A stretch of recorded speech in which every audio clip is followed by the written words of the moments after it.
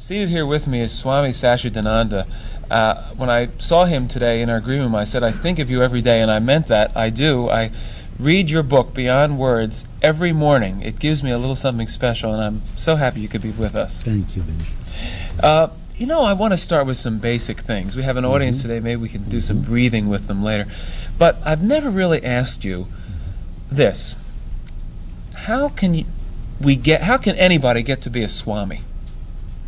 Do you need, an outfit like this, or could you wear a three-piece suit and be a Swami? Sure.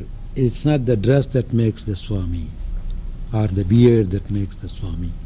The Swami means the one who is the master of himself. That's the literal meaning of Swami. That means if you can be the master of your own body and mind and the senses, then it doesn't matter what you are doing, what you are wearing, you are a Swami. And it doesn't necessarily mean that you have mystical qualities. It doesn't mean that you have to essentially practice yoga. One could be a Swami and be a businessman, a woman who's a housewife. Anybody. Anyone can do it? Anyone. Your profession could be anything.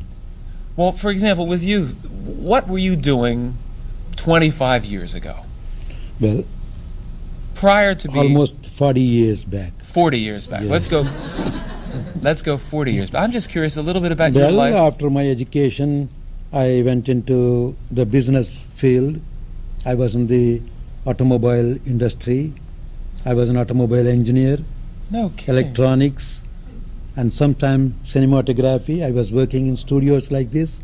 Well, what happened that got you out of that business and into this? Well, somehow in the beginning I thought that only by getting into some kind of limelight and doing things and getting the appreciation and applause of people, I can be happy, otherwise no. But later on I found out that I don't need to depend on anything to be happy, because I am just happy without any of these things. You're always about the same level of happiness? Always, because I don't depend on anything, any level to be happy. One of the things I read in your book that I try to think about a lot is something that basically is like this. A person is limited according to his attachments. Yes. Explain what that means. See, a person, when I say a person's natural quality is to be happy always. Are we all born with a certain amount of potential for happiness? See, even the scriptures say, to quote Bible, for example, God made man in his own image. What is the image of God? To be unhappy? No. So God's image is happy. So I would like to call him Mr. Happy. God? Yes. Is Mr. Happy? Mr. Happy. Well, and when I am... instead of God. Maybe it should just be when I am happy, though. Maybe it shouldn't be Mr., Well, Miss or Mrs. or something, yes. I need not put him into... a sexual category. That's really just a label, sure. Sometimes the Hindu philosophy talks about God as that. That? Or it. Well, when people will say to you, particularly if you get involved in a debate, Swami, and they try to get you to define your religion or define the God that you believe in, how do you describe that God, other than happy? Well, God is... See, we can think of God in terms of certain cosmic quality, say cosmic love, cosmic beauty, unlimited love, not conditional love, unconditional love. And his, again, sorry to use the term his, because it's a habit. It's a habit. Sure. So its quality is expressed in the very nature itself. Take anything in the nature except human beings, because they have been given a little free will to forget that. It's our free will that messes us up so frequently. Exactly. Right? All other things, plants, animals, they don't have any free will. They are still in the same natural state. So they are always happy. They don't look for any reward for what they do. Well, how do we involve ourselves in being uninvolved with our free will, if our free will is what's giving us our problems to begin with? That is where sometimes I think that God must be a little mischievous in giving you that long rope and wanting to know what you are going to do with that. That's why even when he created Adam, he told Adam clearly, Adam, I have made you in my own image, but I am giving you some free will to do whatever you want. At the same time, he showed him the tree and the fruit and told him not to eat the fruit. It's like your son. You take your son, open the refrigerator and show him the candy inside and tell your son, Don't eat. No, don't eat. Sure. It's like Mayor Koch said, Yes. if you tell somebody to think about not to think about elephants, they think about elephants. That's a quote from our mayor of New York. He actually said that. So, Along the way to becoming a Swami, right, what were the most difficult things for you to give up about yourself? Because I'm sure you must have gone through enormous changes. well, in the beginning, as I said, I was attached to things, thinking that I will be happy only by having it. Did you have a sports car, for example? Yes, in a way. No. 3-speed. Yes, Yum. yes. So you had to give that up, sort of? I had to give that up. And I had many things that, like anybody else, I was attached to. But later on, I found out that when I am attached to something, I become anxious. Will I lose it? Or will somebody touch it and spoil it? But how can, I understand that, and this still bothers me. How can we have goals? How can we try to achieve, whether it's like Peter Max is with us in the audience today, try to be an artist, to try to be successful, or an athlete, or the Smothers Brothers to try to do well, and I Love My Wife, or Jack LaLanne to have a... How can we achieve what we want to achieve without being attached to it? Okay, what is the final achievement, even behind all these achievements? What do you want to be by achieving? Happy. That's what. That's So, right. This is true. So that I say you have it already, even without all that. But I don't say that you should just sit dumb without doing anything to be happy. Do anything and everything. It's like a monoplay. You shuffle your own chord, you play it, and when you don't want it, close it. Same way you can play with all the things, but do not depend on them to be happy. The minute you become dependent, then you lose your happiness. That makes... Do you Yes. understand this? Makes sense to everybody? Good. Yeah. I'll tell you what, we'll take a break, and I know there's some questions in the audience, and we'll be back with questions right after this. We're back. Our guest right now, Swami Satchidananda, coming up a little bit later, Jack LaLanne, and Tom and Dick Smothers. I have something I'm wondering about, though.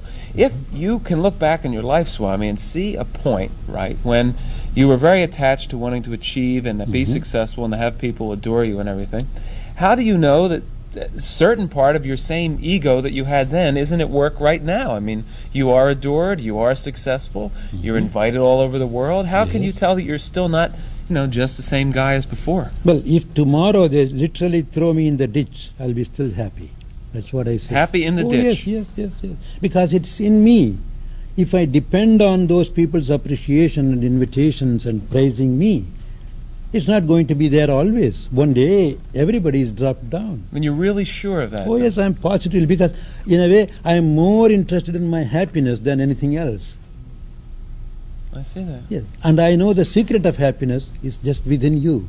Okay, let's go to some of our friends in the audience. I want the fellow with the beard. I thought this was your sidekick here. For a second, just stand up and ask the question, if you will, please.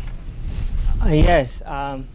What's your name? Lawrence William Lyons. Where are you from? I was born in the Bronx, and I live on 15th Street in Manhattan. You mentioned about freedom before, and animals having their freedom is the way I perceive your philosophy. And yet I know at the Integral Yoga Institute they sell dairy products, which personally upsets me because it doesn't mesh with my philosophy. I'd like to know when the Integral Yoga Institute is going to stop selling dairy products. Oh, I see. By selling dairy product, in what way I am interfering in the freedom of an animal?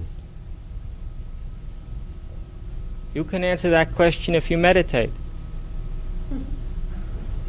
No, Well, he asked you a This question. is Oh, not it's the very time to simple. Would you meditate. like me to answer it for Yes, you, or that's would you what like I'm to asking, meditate because on in it? what way I'm interfering in the freedom of an animal? You have to catch a cow in order to get a cow's milk.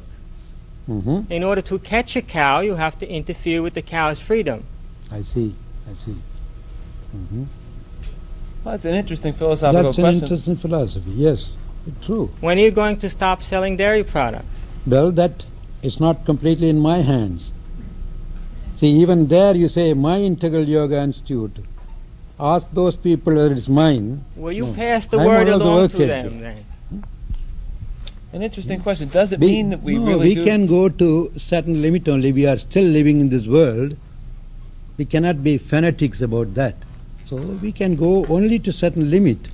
Well, And what is your diet? You don't eat meat. You're a vegetarian. No, I'm a vegetarian. Right. I'm a vegetarian. And I used to take Does that vegetarian dairy mean products. dairy or not? Is that when you say you're a vegetarian, do you eat dairy products? Yes, I do. Then you're not a vegetarian. Well, thank you for correcting me. Yes. Well, it all depends on your definition of vegetarian. Well, vegetarian eats vegetation. It's obvious in the English language what a vegetarian is. True. Yes. Literally speaking, yes. Only when you eat vegetables, you are a vegetarian. When you eat dairy products, you still eat some animal products. I do admit that. Yes, true. Okay, let's move. Let's see. There's a woman on the second row. Yes. Here? Yes. Hi. Yes, I lived in India last year. Lovely country. I understand and empathize a little bit with your statement of not my Integral Yoga Institute. I haven't attended your courses, but I understand this from my teachers in India. The organizations are there to support your teaching and to learn from you. And these people are the heads, and therefore people say it's yours. But I Did you have understand a about the question? attachment. Yes. Yeah. And I appreciate that. Yes, I had a question about your organization and the fact that he asked you about being in the West before, much younger, and you becoming a Swami. Were these vows from India, and you were living in India? In what areas, if your organization is over there also? Well, there are I many know you're a organizations I am Swami. associated with. But there is no Integral Yoga Institute all over India. There is one in South India, and there is one or two in Sri Lanka, which was known as Ceylon. In other words, how did you become a Swami, or did you take the vows there, or do you declare Yes. yourself a Swami and Yes, you do I it was there? practicing under another Swami, Yes. and after seeing my qualification and fitness, he conferred that to me. He I know ordains me. I know it's a as very a Swami, auspicious yes. thing. Yeah, that's It's why. like an ordination, according to the Hindu system. Did you ever have to Thank you. literally sit in a cave or stay without contact with the outside world for long periods of time Well, as part of this long process of learning? Not that we have to, but sometimes we are recommended and we do that. How would that be, to be isolated and all by yourself? So it gives you an opportunity to contemplate more on your own mind and the desires, and then to analyze yourself. Did you ever read the Ram Dass book? He was on, remember the first time Yes, that you were yes, with he us? was. Yeah, Be I know. Here Now. Yes, yes, yes. In the early part of that book, he talks about his experience upon when he met his guru or Guru, his teacher, yes. and he gave this Swami an enormous amount of LSD that he took, and the Swami showed no effects at all Yes, from taking it. yes. If you were given the similar amount of LSD, would you be able not to have it affect you in the same way? Is that something that a Swami is able to do? Avoid? It is possible, yes, because it's just mind over matter. Mind over matter. It's possible. But some do demonstrate, some don't go to that extent. All right, another question from someone on the first row. Here, let me just grab the mic. Hi. Yeah, introduce yourself, please. Hi, I'm Victor Hi, Victor. I don't want to Hi. stand in front of Victor Zerbel, and I'm in. No, we're in the wrong. We're okay now? Okay. Would you like to dance with me, Victor? Sure. We're having a little Okay. Go ahead. I'm Victor Zerbel. Yeah. I'm in the advertising profession, and very often the business world is ruthless. And I practice yoga, and I try to maintain a yoga peace of mind at times, but sometimes I find that it takes ruthlessness to deal with ruthlessness, and I just wonder if we could strike a happy balance between them, if we can apply yoga to deal with ruthlessness in the business profession. That's an excellent question. What would you say? Well, I would say yes, sure, because yoga How, is... though? How do we do this? How? Yeah. Well, in the name of yoga, if you are a good yogi and if need arises, you can even kill. Can you elaborate on that a little bit? Yes. Can you elaborate on that? Oh, yes, I am ready to. Suppose you are a security officer or a policeman, and you are supposed to protect the people, protect the innocent from a violent man. And a violent, crazy fellow gets a machine gun, goes on the road, starts shooting at everybody. You have a gun, you are an authority of protecting the innocent. What would you do? I guess protect the innocent. How would you do? I You think will I'd sit and probably meditate fire on him? over, fire over their heads Over their head. to scare them. Okay. If he fails to respond to that, and if he aims his gun on you, I guess I'd try to shoot first. that's What would you it. do, Victor? That's yoga. Shoot That's first yoga. is yoga. And here, yes, I tell you how it is yoga. See, in the real yogic philosophy, the spirit or the real you is not the body. Body is the vehicle that you are using. Now, suppose I take an arm or some stick and try to hit you, and if you take the stick away, you have somehow prevented me from hitting you. Is it not so? The same way, that fellow is using his body to disturb others. He is using his body, and by shooting at the body, you are not killing him, you are simply bringing a handicap to him by taking the body away from him. That is what is meant by death. It's not the soul that is killed there, it's the body. The body. There. That's why even wars, wars with proper reason, to protect the innocent people is necessary. Even in Hindu mythology, you come across, even in any religious scriptures, you come across innocent people are protected by the authorities. Interesting question, Yes. Victor. Interesting answer. We'll be back right after this to continue. Swami Satchidananda is our guest, and we want to take some more questions from the audience. But in your book, Beyond Words, you write about your belief in the thought force. Yes. Explain what you mean by that the single most powerful thing is a thought and nothing more. Yes, because every action has its origin with a thought. First you think. Man is a thinking being. As you think, so you become. If you think you are sick, you can fall sick. If you think you are healthy, you can become healthy. Mind over matter, as I said earlier. Basically believe in what we come to refer to as psychosomatic illness? It is, yes. People make themselves yes, sick it's frequently? Mostly. Most of the troubles are psychosomatic. So that if you make yourself sick for some reasons, Yes. you can cure yourself Now for the same reason.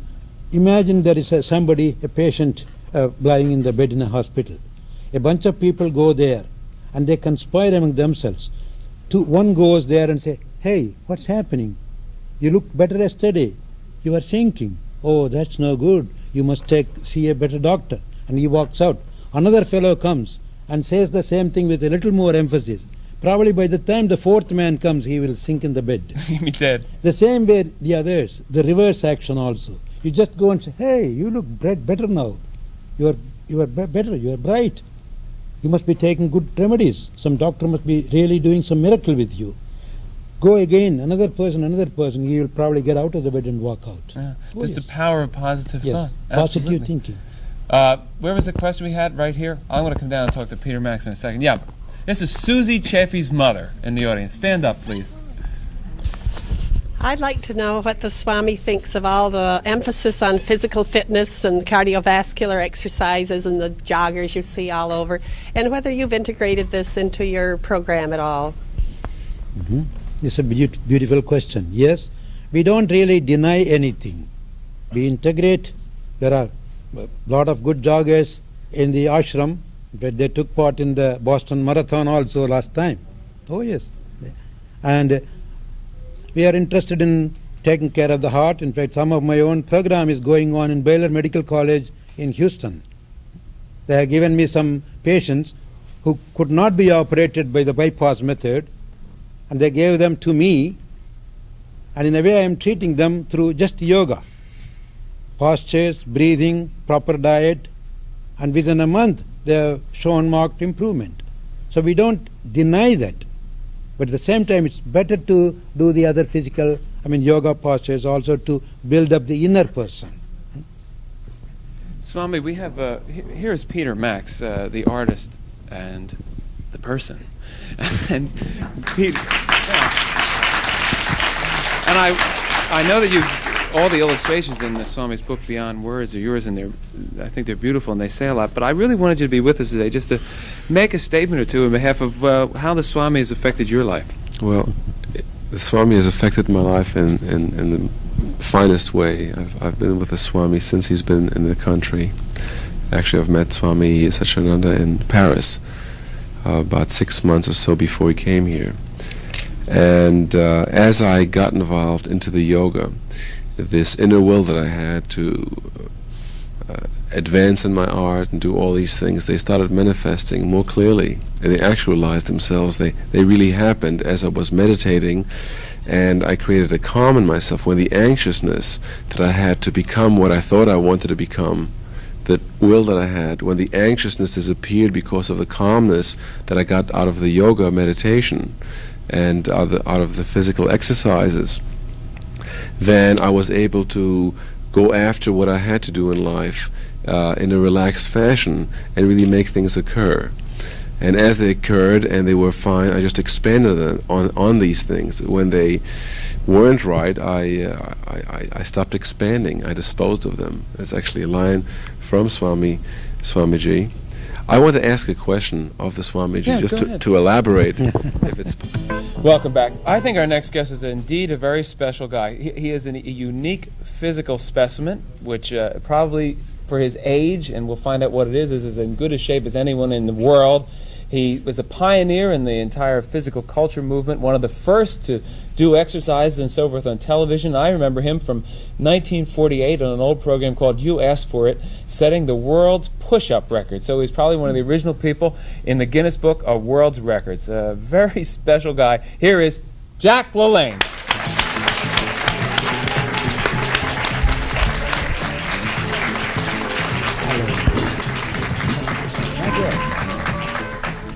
Jack, the way I figure it, you and the Swami are both in great shape for men your age. And what do you mean for our age? You know, what kind of stuff is this? What does age have to do with it? You tell me, what is age? Age is strictly something in your mind, you know, nothing. That's If you think old, you're old. You think young, you're young. You have to work at living. You got to work at anything you do. You have to put out energy. No energy put out, you get nothing back. That is exactly my theory. You know why I theory. do say that, though? Because you are noted for doing something special on your birthday each year. That's right. Just to prove to the average American that one doesn't have to become decrepit and sit in a wheelchair. That is, one gets advanced, you know, along in years, you get more calendar years, you can actually improve if one does something about it. See, I work at living. Most people work at dying. And that's my philosophy. I'm trying to get the average American to spend more energy and more time and effort in living. Well, what's your program like? How does it work? I'd be curious to compare your physical routine to the Swami's, just because I think there'd be an interesting comparison there. See, the number one thing in my life, my whole philosophy is exercise. I'm a great believer in use or lose. And I believe to work in this body to complete muscle failure daily. I usually at home, I'm in the gym at 4 o'clock in the morning. I lift very heavy weights. I work out with the weights for an hour and a half. I run for a half hour and swim a half hour. This is my daily routine, 7 days a week. Unless I'm training for one of my things. Why do you start at 4 in the morning, Jack? Number one, for discipline's sake.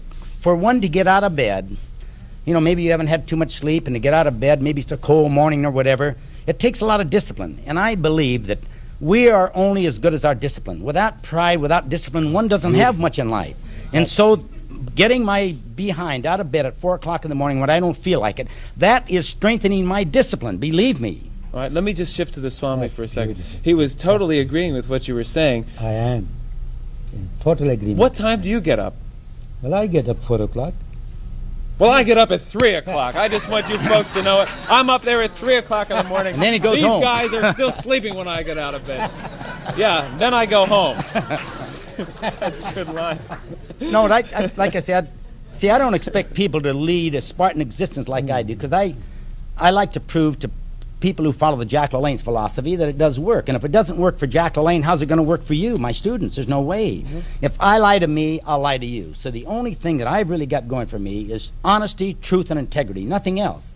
And that's what I try to do with all the people that belong to our spas and work for our spas, to tell the people the truth. The truth is, if one doesn't exercise, if one doesn't eat properly, and if one doesn't think right, what have you got in life? As I said before, you have to work at living. Now look, do you have a dog? Well, no. All right. Most of the people in the audience, you have dogs. Would you get your dog up in the morning and give him a cup of coffee, a cigarette, and a donut? Yeah! All right. Now, that dog, the Humane Society would get you. They'd throw you in jail, and you'd kill that dog. Now, see, No, you would be working the dog at dying. Jack, I tried, but it refuses to smoke. Okay. That's good. But see, that's what I'm trying to say. The average American gets up in the morning, they'll have a cigarette and a cup of coffee and a donut, and then for lunch maybe they'll have a couple of martinis and they'll have a hamburger or a hot dog or some lousy junk food, and then more booze at night, more cigarettes and ice cream and cakes and pie. And they can't understand why they got arthritis and rheumatism and they're constipated and they lose their sex drive and they're old before their time. They've worked at dying, see? And I just like to turn it around. That's why I like to do a little exercise and eat right, work at living. That's good. Oh, boy, you are really a dynamic. That's terrific, Jack.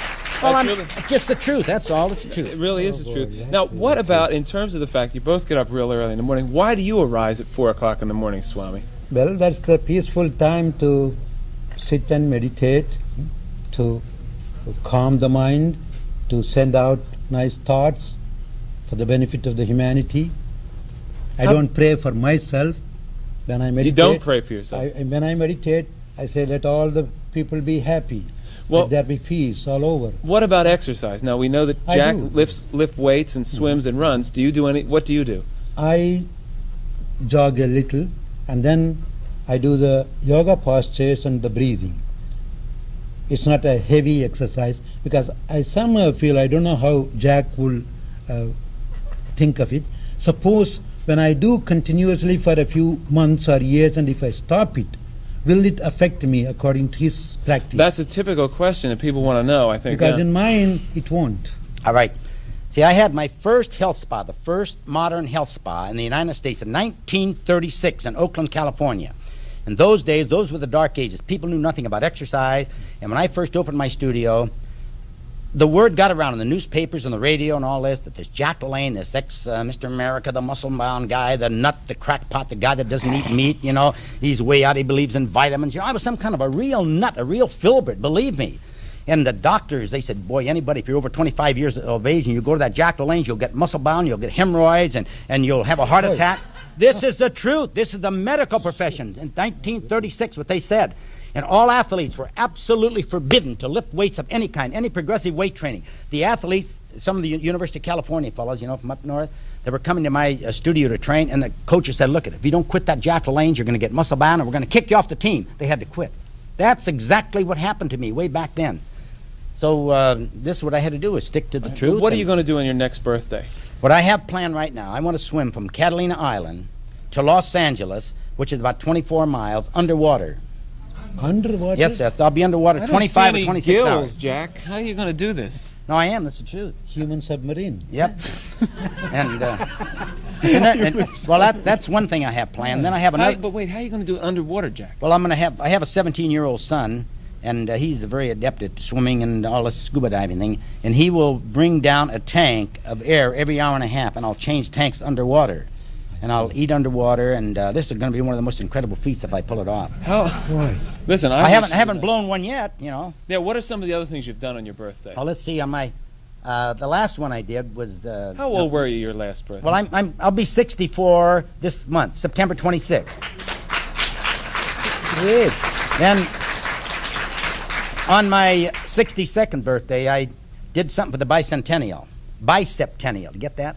No.